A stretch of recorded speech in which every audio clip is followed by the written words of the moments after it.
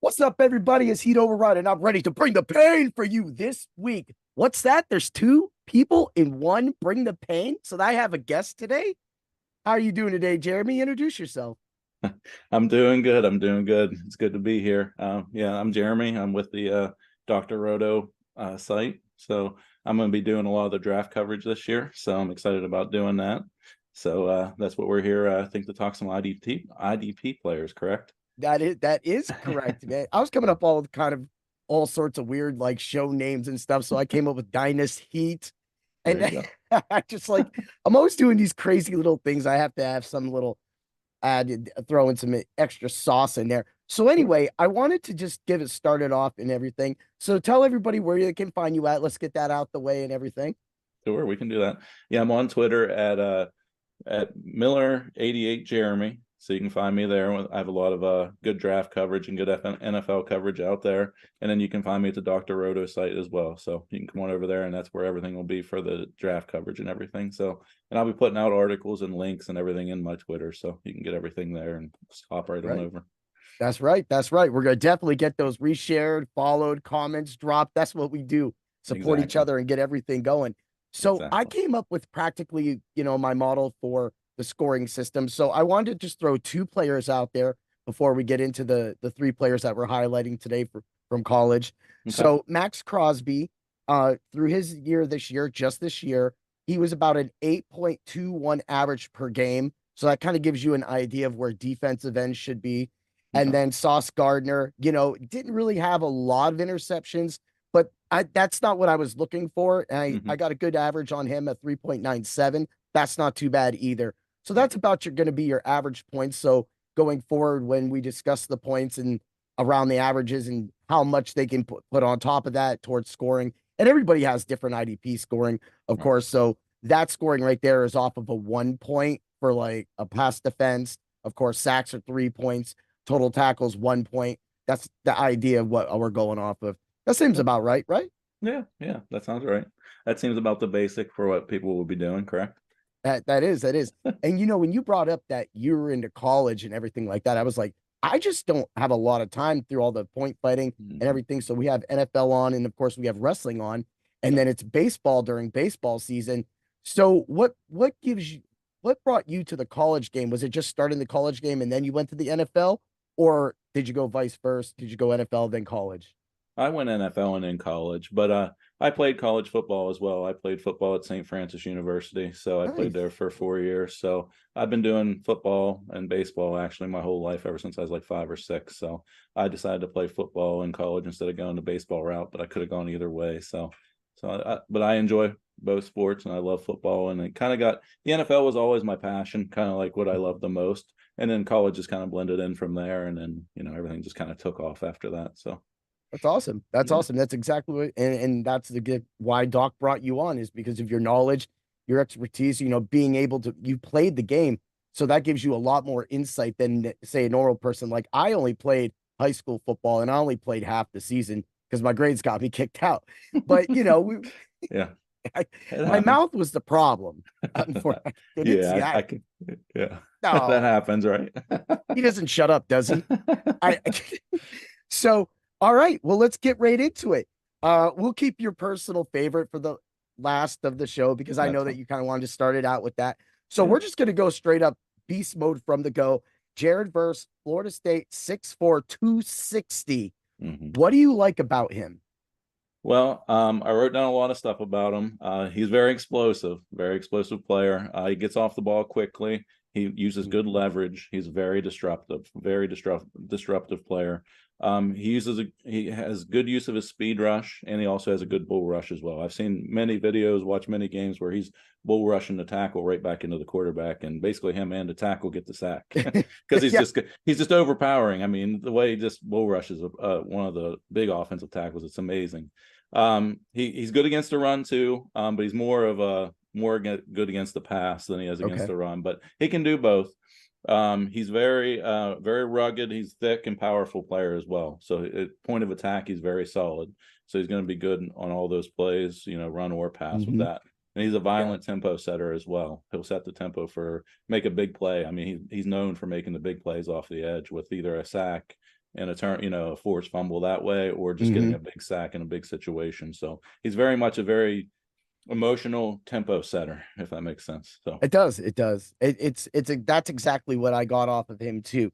So when you said that the way he rushes off the edges, what I saw is once he's like you said, once he starts going, he doesn't stop until he hits something.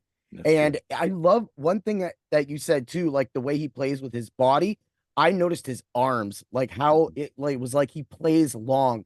So his arms were always sticking out, sticking around, and always going for something that that just equates to tackles, that equates to disruption, that can lead to like what you brought up with the forced fumbles and everything.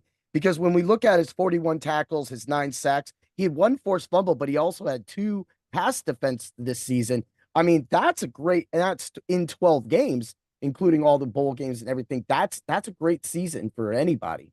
It is. It is. He had a very good year. I actually graded him out as a 90 pass rusher and a 65 against the run. So I mean that's out of 100. So I mean he's going to be better against the pass than he is against the run. But like you said, he'll make up for it by making the big plays off the edge and Yeah. also defending the passes, getting the pass deflections. So he's Exactly. And I definitely. think that's what the NFL is going for now anyway. It's almost like, and I think that's what stumps us sometimes as DFS experts, is that sometimes that they're just doing featured people and they're just completely forgetting about everybody else. Whereas the game used to have a tempo, people would have a set plays. If that guy isn't getting the ball today, that isn't. And for him, he's going to be set in a lot of pass rush situations. So I did see them that I've seen a few people, I've got them, they have him around uh 11th overall to 14th overall. He's Mhm. around in that little bracket. Any thoughts for you in that area as well? Yeah, I was thinking that wouldn't be bad for him. I'm thinking like between 8 and 17. I'm thinking maybe I wrote down 11 at Minnesota or maybe even 17 at Jacksonville. Yep. Those would be good spots. But I mean, he could go as high as 8 to Atlanta because they could Oh use yeah. a person off the edge as well, a good pass rusher. So I could see him as going high as 8, but definitely I wouldn't think he'd fall past 17. I mean, I've seen No. crazier things, but I don't think he gets past Jacksonville at 17 for sure. Right? I mean, Yeah. that's the whole reason Aaron Donald's a Ram. I Hmm. mean, It's we true. didn't even know that we were going to get him. He just fell to us. And that Exactly. can happen. So when I did it, when I looked at his tackles and everything and I added it up, he had 73 IDP points in that format, giving him a 6.08 average per game, which isn't too bad if you go up a little bit more and you go like when we go back to Max Crosby and Max Crosby being a superstar, definitely Jared Verse can make that next level happen. He can be a Max Crosby type of player. You can see the increase of those stats, the points and systems and everything going up because he'll have more opportunity. He'll have if he goes to the right situation where there's somebody like say an Aaron Donald or say somebody else off the edge, that's going to give him more wide open opportunities. I love the pick. Oh yeah, definitely. I can definitely see that. And I will say one thing about him is he plays to his level of competition, which is one of the downsides to him. Okay, okay. I was actually at the Pitt and Florida State this year, and Hmm. he definitely didn't have his best game. I was looking forward to really seeing him at that game, and it was like one of his lower games of the year. I think he graded out like a 59 or a 60, and that was like one of his lowest of the season. So Ugh. so he definitely, that's one thing with him, if we got to go pros and cons with that. But I Hmm. mean, overall, Yep. he's going to be a great player, I think, in the NFL. He just needs that coach that's really going to push him, I think. You know what I mean? So Yeah. Oh yeah. Yeah. that'd be a good situation going to Yes, Jacksonville, definitely. I think. Surrounding and stuff. And maybe Washington opens up for him and things like that. Because yeah, I mean, Yeah, Washington just bled their whole defensive line away. I just whatever, but at they the did. same time, they're gonna be a need to address those situations going into this year, especially the way that defense was just getting trounced at the end of the season. Yeah. It wasn't working out for them. And we've seen that. And that's what they knew. So this could be somebody that, they can you brought up the Vikings. Vikings would be Mhm. perfect fit. And that again, when you brought that up, that's exactly where I was seeing him going. It was 11 Vikings. Yeah. That's from a few of the mock drafts that I've seen run and that a few people had on different sites. And that just seems to be where about it's going. So that's, hey, when you need that edge and you're in a dynasty league and you don't have an edge like me, I have some old ends for other than I have Hutchinson, Right. then this is a guy for me that I would look at maybe second round in a 16 team dynasty league Mhm. because this is going to give me a powerhouse for the future and somebody that's able to step in from the go. Yeah, yeah, I can definitely see that. I would definitely draft him. I'm in a couple IDP leagues myself. I think I know I'm up to like 3 or 4. So Oh, moving I keep growing each year. So I keep getting more and more, up. it seems like. So it started with 1 or 2 and then it just keeps growing each year. But yeah. So I usually draft the defensive players like in the third and fourth round when I get into there because I'm more of an offensive guy. So I got my offensive guys first. Of But course, of yeah, course. yeah, I could definitely see taking him though. If he's sitting there definitely in the third round of an IDP draft, I'd definitely take him. So Oh yeah, yeah. I would definitely look at him. So let's move along. Let's move along to Kool-Aid McKinstry from Alabama, cornerback, 6'1", 195. What do you see in this kid? well, he's actually my number 5 cornerback, actually. I have 4 guys ahead of him, and he's not one of my favorites actually for this draft. I mean, he's very talented, don't get me wrong, but I Mhm. think he's a little bit overhyped as one of the draft prospects coming out. He is very smooth, he's very athletic. Those are 2 things I wrote down. He has excellent ball skills. He can go get the ball. Mhm. He's an excellent punt returner. That'd be one thing if a Yes. team's drafting him. He would definitely be able to return punts for you, and he'd be able to help out right away on special teams with that. Mhm. He's pretty good in the run game. He's solid. He'll come up and make the tackle. So he'll definitely do that. He has average play speed, and then he doesn't attack with his press coverage and man very well. He Yep. likes to sit back. He doesn't like to go up and attack and like get physical with the receivers most times. Mhm. And then his deep speed is another thing. So I want to see once we get to the combine what his actual 40 time is. If Okay. his 40 time is better, then I think that'll definitely raise his draft stock, and I could definitely maybe put him 1 or 2 spots higher depending on how that goes because he does have good ball skills. But I'm just concerned about his speed and his deep speed primarily. But Exactly. overall, he's a very good player. I mean, he'll probably be at the end of the first round. I was thinking, Mhm. maybe the beginning of the second round. But there's also a lot of good corners in this class. That makes him top 5, but he's definitely in my 5th out of the 5 right now. So. Yeah.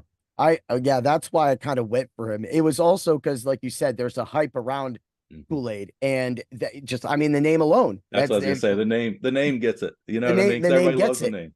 So he's going to definitely have to elevate his stats. So when you were talking about how he likes to come up and make tackles and play that, I saw a lot of that too. Mhm. We'll go over. He had 32 total tackles, 7 pass defense this year.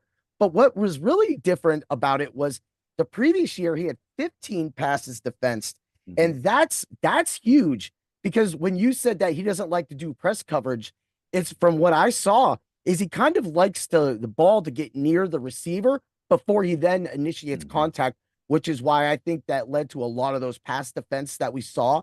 And he seems to take pride in breaking up those passes. Now, if somebody has strong hands, pulls that down, he's going to have a problem with that in the NFL. Like you said, he's going to have to learn how to press those guys first because if he doesn't get that initial press, then when he's trying to break up that pass, he may not be able, he may be too late. Right. Exactly. And I graded him out coverage wise. He's actually a little bit better in zone than he is with man, and you can Mm-hmm. see that with not wanting to come up and press and man coverage because I Yep. have him right. He has a 87 grade in coverage for me, and it's 74 man, 83 zone, and then he's an 83 in the run defense. So he will come up and make tackles. So he's Mm-hmm. like I said, he's a very good player. I want to see him be more physical. He's got to get more physical, and I want to see what his speed is for the 40 time at the combine, just to see for that. Because Yeah. right now the recovery speed, if he gets beat deep, I haven't seen him be able to make up that time that the distance in Yeah. between to be able to run down the receiver that well. So and make a Yep. play on the ball. So we'll see how that goes. So. Yeah. And that might be something where like if a team sees to move him to safety Mhm. as opposed to have him corner, or I mean even a nickel, that would be a good fit for him. And he does have the skills, the ideal set to play that nickel corner, sit in the middle, bang with somebody like Travis Kelsey. Because Mhm. being 6'1", at least he has a little bit of He size to does. him. He's Yeah. not undersized. So he's got a little length, he's got a little bit. And I think that length does kind of help him as well, too, with a lot Mhm. of that. But when you're looking at that and you're seeing he played 13 games and Mhm. his points came up.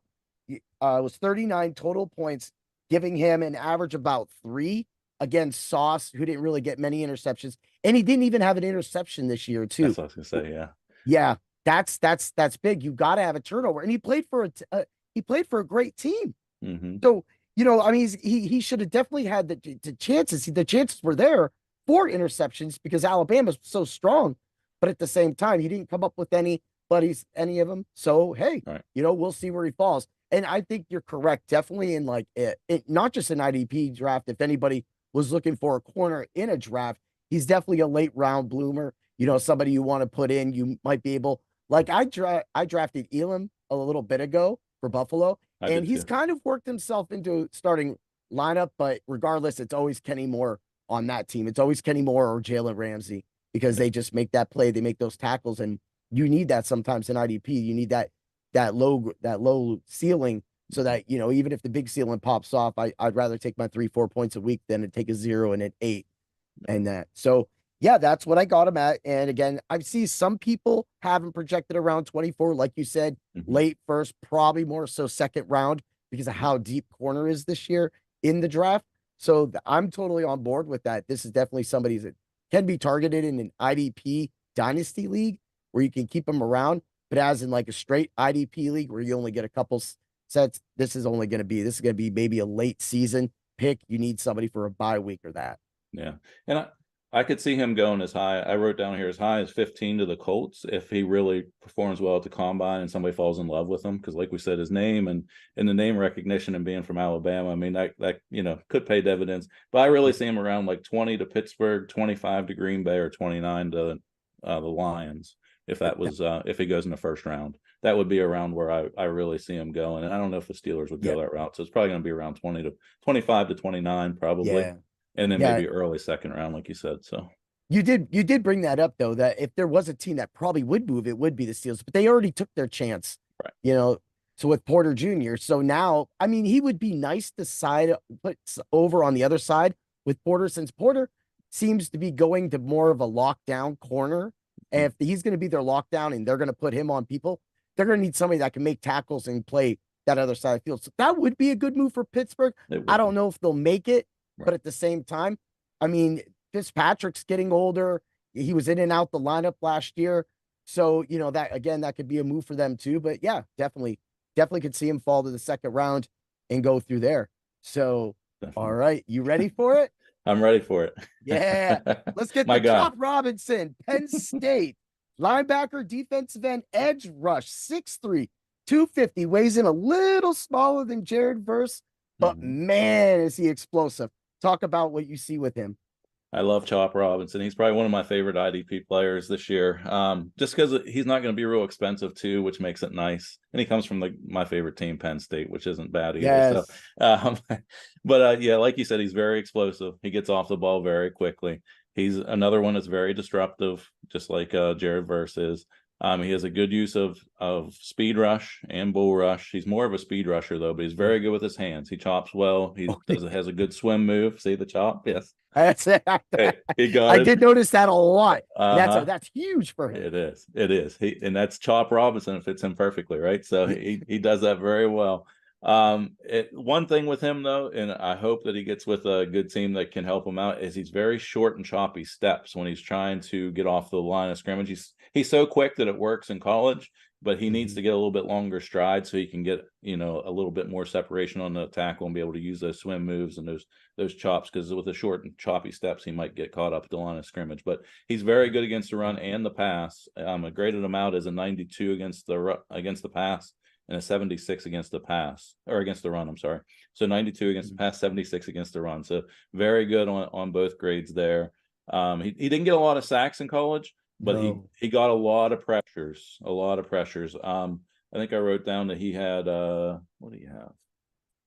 I think he only played in 10 games this year, but he had like 18 pressures, I think it was, on the quarterback. And the year before was actually a better year for him because he played this year. He was a little banged up, where he got 12 games in 2022, and he Yep. did Yep. have he had more sacks in 2022 as Yeah. well. So, but he's a very good player. I mean, he's a guy that I would love to see go to the Houston Texans and pair him on the other side with Will Anderson, and they Ooh. would just be that defense would be crazy. Ow. Because if you Ah. get him in there with the Miko Ryans, there'd be no See, stopping that's it. it. That would Yeah, be him. It would be yeah, Ryan's that would definitely be the guy that would be able to elevate him. You yeah. know, so he's going around the 19th projected. Mhm. I see them try people putting the Rams in there, and I'm like, Yeah, yeah. hey, I'm liking that. I'm liking that. Oh And yeah, of course, being a Penn State fan myself, right. that's exactly what I saw with him too. You know, those short, quick steps, they may not pay off because once you get to the NFL, the tackles get a little bigger, Oh the yeah. guards get a little faster. Oh yeah. And then when you're coming off the side, whether a guard's pulling, you have to make that extra rush. If you don't get out there long enough or even fast enough, and that's what you said when you said about his not having a lot of sacks, but Right. having a ton of pressures, that comes with the speed. So if a team is paying attention to Will Anderson, then that's when this guy is going to come around and make those sacks. So definitely, if he can get put on the other side of a great defensive end, and you're going to get him for a steal. Oh yeah. You were spot on with that. To get him late into drafts, in late in IDP drafts, especially a dynasty league, this is somebody that, look, a lot of people, a lot of people do roulettes or whatever way they have a way of determining your draft order. If you're not picking until 15 or 16, and then you don't do a snake draft and you're not picking again until the end of another draft, you are going to have to look at a player like this with your second pick if you're weak at defensive end, because you're not going to have a chance at verse, because even by being the 16th pick overall, 15th pick overall, and say that 16 team dynasty, you're so far in the back, you're not going to sniff any of these players. So again, that even goes back to like, you'll only have a shot at players like McKinstry and Chop Robinson, unless you get another Penn State guy in the league, which sometimes does happen. It does happen. It's true. And the nice part about him too, and being able to get him late, is I do have him as number 4 on my list, even though I like him a lot, because you got Lutue, and then you got Dallas Turner, and then you got Verse, and then I have Chop Robinson, and then so he would be number 4. So, and I think he has a ton of potential. And like you said, going in the back end of the first round in the NFL draft, a lot of people might not necessarily want to pick him right away in IDP. So it works out perfectly, and it fall right in my lap in my rookie drafts for the IDP side. So yeah, and that's where, look, getting little trades in the dynasty goes, because sometimes somebody could have a better draft pick. So where like I have somebody else's third pick in the Dr. Roto dynasty league. So it's like, hey, just give me, hey, maybe you get that early run where I have a later pick, but then I have that pick coming back around, and that's exactly something that I would be looking for. So when I did his points, he was around 5.24 points a game, which again, going towards, the Max Crossley level that I decided to use, it's close. It's right there. And there's so much untapped potential. We need a full season. We need good coaching around him, as you brought up with Ryan. And that will give us a full season to see this, because I definitely think with that pass rush ability, he should be able to get a chance at 10 sacks, maybe 12 sacks in his rookie season on the right team. I mean, Anderson had stepped into the right opportunity, so he was able to play a lot this year. So that's something that Chop needs to step into. Oh yeah, I definitely agree with that, because he has all the potential. Just need somebody to harness that potential. Because I even wrote down Kansas City as one of the teams at 31, so they could use them as well. So I mean, if he could get in there with Spags or D'Amico Ryans, I mean, those would be great fits. And yeah, like you said, I could definitely see 10 to 12 sacks easily. Oh so. man, dude, if he made it to Kansas City, I mean, you wouldn't even need Chris Jones anymore. Just ship him out. I mean, I know. I don't know if I go that far, but yeah, he'd be a good fit with Chris Jones, though. Yeah, Chris Jones is probably going to have a 3-sack Super Bowl now. Exactly. And they're gonna be like, okay, what were you saying about Heat override? You say you're an IDP hero, but that man just had 3 sacks. I know. I think I should go put some money on him for the Super Bowl now with some. I had to. I remember the first time was when Frank Clark. I had Frank Clark his first sack, and I had Frank Clark as a sack, and that paid off really well in that Super Bowl. But then they got a little like, they hide a lot of those things now with the defense. Like FanDuel, they don't even start them until the games actually start. So you don't get a lot of tackle props or anything like that. DraftKings, you can, but then FanDuel's like, once that game starts, then they start throwing them up, and that's where I've been seeing a little bit of fun, like live betting and going into those tackles, because sometimes they slip up on some people, and they'll have somebody like Roquan Smith, like when I caught that a couple weeks ago. They have Roquan Smith. They had him at a 8.5, and it was I think it was a negative 114, and I'm like, you got to jump on that, because that was it's Roquan Smith. He's gonna play. He's gonna get tons of tackles. He's always around the ball. So it was that, and then in the same game, it was this was the game against, actually it was the Kansas City game. They had Bolton. Bolton was a 9.5 plus. Okay. So it was up there, and then they had him at a plus 128 or something like that. Oh, wow. So it was like it was really tempting. I played both bets, of course. One lost because Right. Bolton only got four tackles that game. I'm pretty sure it was four, and then Roquan just went over. So That's yeah. That's because Baltimore decided they wanted to throw the ball the whole time instead of running it like they should have been. So yeah, right. Which was just funny. I love when teams go into that game script that doesn't even like fit them. It's like, hmm wait a minute, why are you doing that? Like, where's the running? Why isn't Lamar running? I was exactly. sitting there with that prop and it was like 40 yards, and I'm like, he's got it. No, he's No. having problems right now. And you got to Yeah. wait till the end of the game when he's running down the field for like 28. And you're like, oh, thank you. That's what Exactly. happened. Yeah, I don't So know what they were doing. so overall, I know that you probably tracked your NFL picks. So we'll do a little NFL picking right now. How are your picks over this playoff season?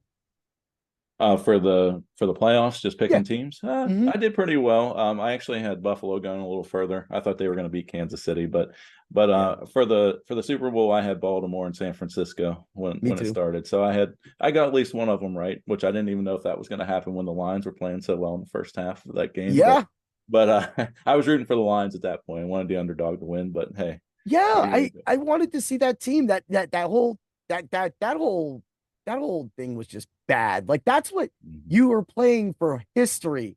Yeah. And then you just go for it that many times on the fourth down. And I'm like, okay, at some point you can only hit your head in the wall before Mhm. you have to maybe start kicking field goals. But Right. hey, I've said my piece. Everybody else has said their piece with him. Some Right. people agree with what Dan Campbell did. Some people don't. Yeah. I tend to say if your team loses and you did a lot of plays like that, then that's probably the reason why you lost. Right. And Yeah. and you can't give San Francisco the ball in that Mhm. position. I get you missed the field goal then, but Yeah. you're giving San Francisco and Christian McCaffrey and that explosive offense the ball near midfield. You get what you deserve. Yeah. Yeah. I was okay with him doing it the first time if he wanted to do that, where Reynolds missed the one he kind of had to dive for a little bit. Yeah. But then whenever you have a chance to tie the game at 27 in the fourth quarter with 6 minutes to go, I think you got to at least try the field goal. I'm not saying he's definitely going to make it, but you got to at least try to tie the game, because then you need two scores if they go down and score, which they did go down and score the touchdown. Then you Exactly. need two scores instead of one. And you end up going down and getting the touchdown you would have needed if you had just kicked the field goal. So, I mean, It's one. I don't know. Yep. Just One one. field goal. Yep. One field goal. Just one out of all those three. He could Yep. have did anything he wanted, but he just had to not kick that one field goal that got him beat. He Yeah. learned his lesson. I mean, I would he wasn't going to be fired over that. No, But I no. mean, it was kind of like, okay, next year, regardless of numbers, you got to push this team farther. But Oh, what's yeah. sad is they will never be in that position again. They don't know if they will. No. And you don't know when you're going to get that kind of production from Goff again. This was a great year for that team. And Mhm. now they have to rebuild and start. I mean, they have all their players coming back, but they have to restart. And then everybody's going to be back next year. Cousins is going to be back. And that was a huge thing that they practically got a layup. Yes, Green Bay played strong at the end of the season, Mhm. but for them, they kind of got a little layup to go into that playoffs. They didn't really have a threat coming after them within their division. And that would have been there if Cousins had not been hurt. Right. So next year's a whole different year. You can't take those chances. You got to go for it now. Yeah. Yeah. No, I totally agree with you. And he'll have, I mean, he made it to the NFC Championship game with the Lions, so he's going to have some wiggle room there. So, but yeah, it's always hard. You never know when you're going to be back. Anytime someone brings it up, I'm like, Dan Marino, rookie year, made it to the Super Bowl. Everybody said, oh, he'll be back multiple times. He never made it back. You just never know. Never. Yeah, Yeah. and that's it. It's sometimes those chances that you take. And look how long it's been. What, 57 since Yeah. they Something like sniffed that. the Yeah. championship? And I Mhm. mean, now you're trying to get them close. And the thing is sometimes you want to say, well, that was our killer instinct. We were gonna go for the juggler at that point instead of just trying to kick that field goal when they were still up, 24-7 at that time Right. and whatever the score was. And you're just like, just go for it. But you don't always have to say you need that touchdown. Sometimes just tapping on a field goal at that point might have been able to change the game. It would have made the San Francisco 49ers know that they have to get the ball more. Yeah. And then you're kicking off. Or if you're going to go for it and you're just going to you're going to just completely flutter that stuff, then just take a 5-yard penalty, punt the ball, and put San Francisco at the 5, not the Yeah. 45. It just again goes I back to that. know. I know. But I agree with you. I at the beginning of the year when I saw the defense and I did the IDP rankings and saw the way Zay Flowers came in and the additions that Baltimore, made. Plus, J.K. Dobbins was one of my write-ups, my shine players, like comeback players, and then he's now another comeback player. So, Baltimore was poised to go, but I still had that bet from Kansas City from last Super Bowl. So I was like, I'm happy I had it. I had Buffalo and Kansas City were my AFC bets. So to Okay. see Kansas City make it again with San Francisco, it just felt like one of those teams was going to fumble the ball. Yeah. Both of them almost did. One of them retained it. So now we have this Super Bowl. I was 6-6. I mean, one loss being the Rams, which, Right. happens. It And does. then of course, other losses being Buffalo. And my Kansas City people have been ragging me on that. And it was Dallas. Dallas got me too.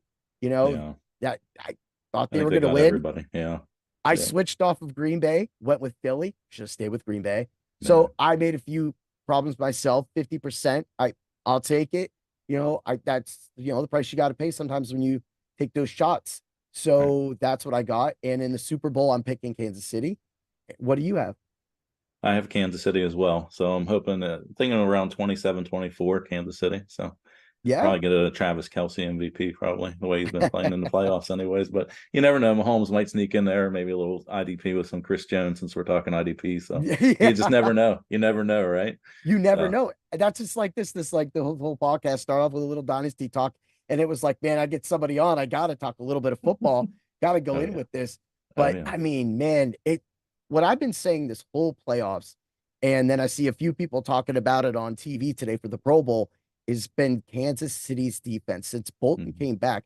He hasn't been like, of course, 4 tackles last game. That wasn't the shining moment. The shining moment was the secondary and how Right. they were able to stop and slow down the Ravens and just befuddle them. Because what the Ravens like to do is play those AFC North games.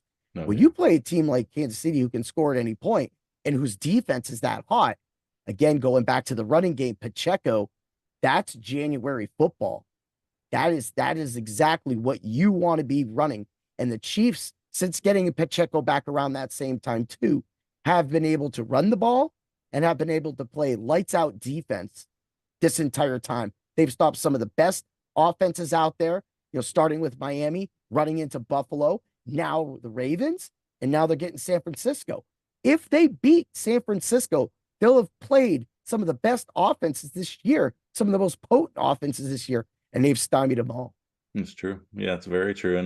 And their defense has been good all year. I mean, from Mm-hmm. the get go, and that's one thing they did. Instead of going out and get the big wide receiver that they needed on offense, and everybody said they needed, they bolstered the defense, and they just kept bringing in guys through the draft or in free agency, just the Yeah. guys that'll help them out. And I mean, it's paid off this year because they don't have the receivers other than Kelsey and Rasheed Rice now, but other than that's all they need because they can score enough points and the defense can hold them down, unlike other years when they had to try to outscore everybody when they had Tyreek and everything. So, Yeah. um, and then one thing I do want to bring up, and anybody that Yeah. listens, since we're talking IDP, I have Trent McDuffie, I think, on every one of my IDP leagues or Yes. every one of my teams. And he's like spectacular for me. So I don't know Oh. how the scoring is for everybody else's leagues, but I'm so glad I drafted that guy. I drafted him late in every one when he was a rookie there 2 years ago, and it's paid Oh off man. ever since. So I'm the same way. So my guy is Kenny Moore too. oh It's yeah. Kenny has always been there. It was a couple of years ago when a lot of people didn't know when you went and did the thing. His total tackles that year was Mhm. insane, Well, yeah. and Yeah. it was just like it's just been somebody I've been able to plug in, and he's just been consistent. So like that's what I said with that team. It's Mhm. all about Ramsey. It's all about Kenny Moore because it just works. And Yeah. that's the diamond. That's the IDP stuff that some people lose points on because they just think that they can go put in any old defensive player and they'll take. And that's why I do a lot of those articles. So if you're streaming or anything like that, it helps you stream right into those right players, gives you a better shot because that's how some people don't pick up till the second or last round of the draft. So if you're not picking that late, you're not going to get anybody. That's why there was a couple guys in my league that went and read article and had seen I had Roquan Smith on lock for a minute. So they drafted practically offensively and defensively. They drafted my entire team right before me. It was sickening this whole draft that I went into because I was the returning champ. And Yeah, I'm like, okay, guys. And then that's when I pulled out Franklin. And nice. it was just, and that worked out completely. And I had him in my second tier, but he was like, highlight that if you're not going to get, everybody else is going to go for Bobby Wagner. They're going to go for names that they Mhm. know. They're not going to really go for Franklin because at that time, Leonard was still on the team too. Yeah. And that's who they would have went to. And they all went to those players. And then boom, he just fell. And then I just streamed defensive end and safeties all year long. I even threw in Keyshawn Nixon at one point for kick return points, which you were bringing up with when you were talking about Kool-Aid McKinstry Oh yeah. and his return. That was, yeah, I think it was 2 years. It was 2 years ago. He had around, I think, around 350 yards return. Oh And yeah. last year, I want to say he was around 90. Hmm. So I'd like to see him go to like run that nickel corner and Hmm. like a Keyshawn Nixon and then start getting those punt return yards because for leagues that actually credit that, that's huge. Oh That yeah. is a huge that could, for the one league that I'm in that I do a lot of the stats and off of and tackles and everything. That league right there, he was averaging almost 3.5, 4 points a game just off return games. Oh yeah. So return yards. So that's something that you can always count on. And again, that's great for IDP because at any point, if he gets a big return or if he gets a chance to start when Alexander went down there Mhm. for a few games and he was able to come in and play and get around, 5, 6, 7 tackles and get some pass defense. Now he's got a 14, 15 point game. Nobody knows that guy. That's true. That's very true. Yeah, because I had a guy. It's not IDP, but well, it's an IDP league, and we do the return yards. But it's Jamal Agnew from the Jaguars. He's a Yeah. receiver that you would never draft in your redraft leagues, or even really in your dynasty leagues, unless there's return Hmm. yards.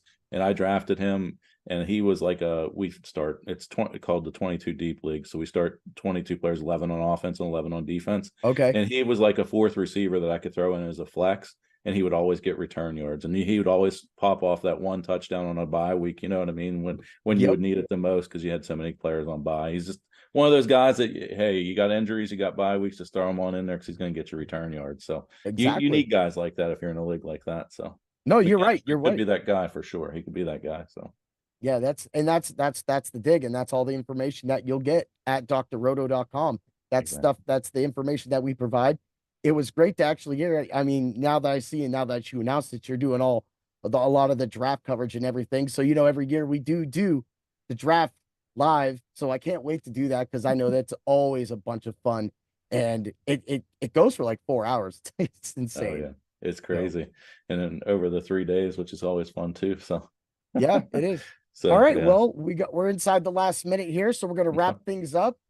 Jeremy, it was great to have you on Bring the Pain. Hopefully, Yeah. we definitely got to do this again because there's going to be more players coming out. We should definitely do some offensive players. Yeah, we can do that too. We can definitely do that as well. And then we can do the IDP. I'm just now getting into a lot of the IDP players and stuff like that. So I've been focusing more on the offense. So just kind of, I did a little cram session on these three guys a little bit more so I could get this, going and get some good Yep. information for the pod. So worked out well. I appreciate you having me.